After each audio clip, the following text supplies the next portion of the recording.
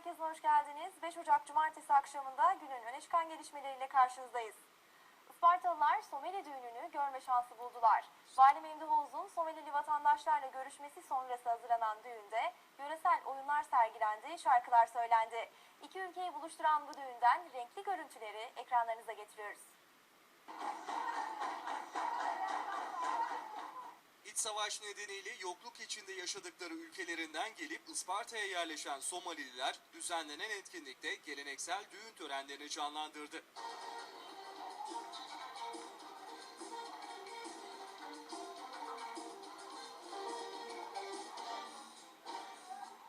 Halk Eğitim Merkezi'nde düzenlenen etkinliğe Isparta Valisi Memduh Oğuz başta olmak üzere çok sayıda daire müdürü, Somalililer ve vatandaş katıldı.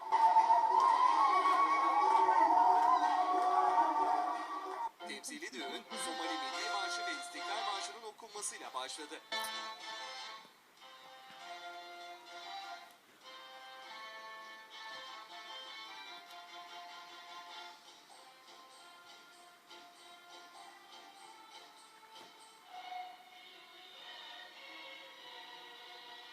Somalilerin yerel kıyafetleriyle katıldığı düğünde yöresel oyunlar sergilendi.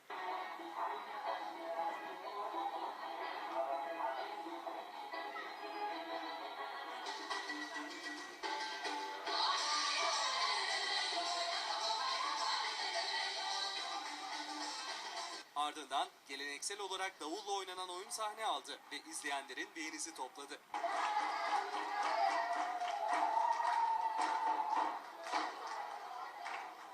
Temsili düğünde geline kına yakıldı.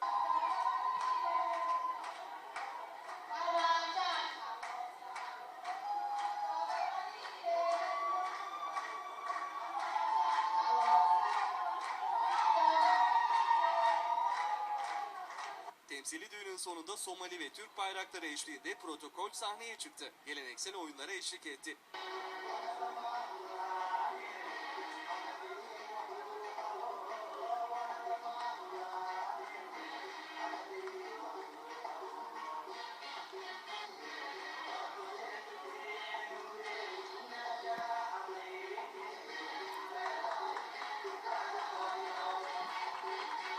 Düğünün sonunda Kur'an-ı Kerim okundu.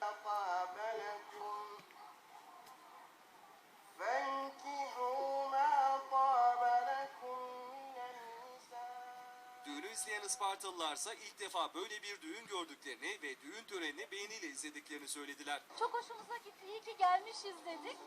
Değişik bir kültürü görmek, canlı görmek çok güzel bir şey. Güzel bir şey yani. Görenekleri, gelenekleri sergiledikleri için yani memnunuz yani. Isparta'da yaşadıkları için de 5 senedir bunu ilk defa görüyoruz. Temsili düğünün sonunda konuşan Isparta Valisi Memduh Oğuz, Türk insanın darda kalana kucak açtığını söyledi. Bu düğünle de o mutluluğun gösterildiğini ifade etti. Milletimiz onlara gerçek bir misafirperverlik gösteriyor burada. Her konularla ilgiliyiz. Başka bir ülke, üçüncü bir ülkeye gidecekler ama o zamana kadar bizim misafirlerimiz. Onları burada memnun ettiğimize de inanmak istiyorduk. Kendileri bir düğün yaparak Isparta'daki günlerini bir düğün günü gibi gördüklerini ifade ettiler. Bunu bütün dünya kamuoyuyla paylaşmak istiyorum. İşte biz bize sığınanlara böyle muamele ederiz. Zaten iltica, melce kökünden geliyor. Sığınma yeri, sığınak, liman demektir. Türkiye'nin nasıl bir sağlam liman olduğu, Türkiye Cumhuriyeti Devleti'nin nasıl güvenilecek bir dost olduğunu gösteriyoruz. Tabii Allah devletimize zeval vermesin. Biz devletimizin aşığıyız. Allah o aşkı kalbimizden hiç eksiltmesin, arttırsın. Geçtiğimiz ay inşaat